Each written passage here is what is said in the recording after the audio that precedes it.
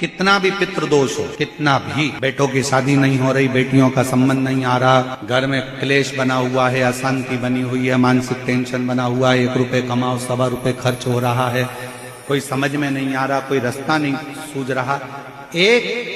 चावल का आखा दाना लेकर परिंदे के पास, परिंदा जानते हो सब लोग, हंडा मटका, पानी भरने का मटका, हंडा घड़ा गगरा, जो घर के रसोई घर में जो पानी का स्थान होता है, एक चावल का दाना रसोई घर में रखकर उस चावल के दाने को साथ में लेकर और 1 लोटा जल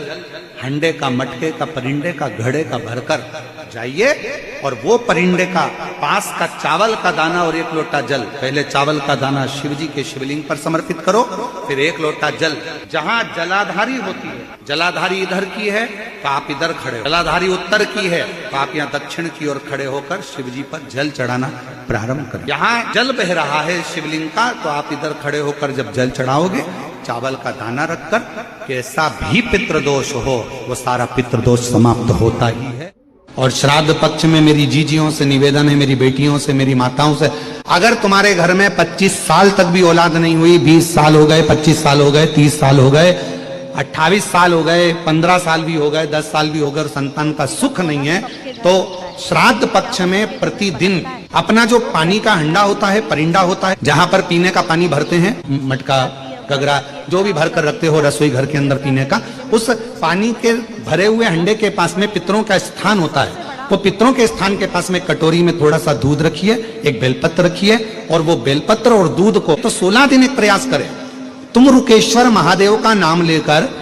तुम रुकेश्वर महादेव का नाम लेकर शंकर जी के ऊपर तो चढ़ाएं बेलपत्र जो तुमने परिंदे के पास, हंडे के पास रात्रि को रखा है, वो दूध को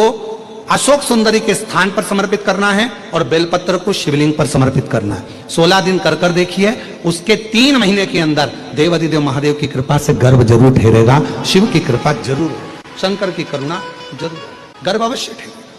16 श्राद्ध में, श्राद्ध पक्ष में घर में अगर गंगा का जल हो, आपके घर में अगर गंगा जल रखा हो, श्राद्ध पक्ष में तुलसी के क्यारे के पास में एक छोटी सी कटोरी रखकर घर का कोई भी व्यक्ति, चाहे महिला हो, पुरुष हो, पुत्र हो, पुत्रवधू हो, बच्चे हों, कोई भी हथेली में गंगा जल लेकर अपने पूर्वजों का स्मरण कर और वो गंगा जल काशी विश्वनाथ के नाम से अपने पूर्वजों का नाम लेकर वो कटोरी में अगर 5 बार या 7 बार छोड़ देता है तो उसके पूर्वजों को पिंडदान और तर्पण की जरूरत नहीं पड़ती, उनको मोक्ष प्राप्त हो जाता है।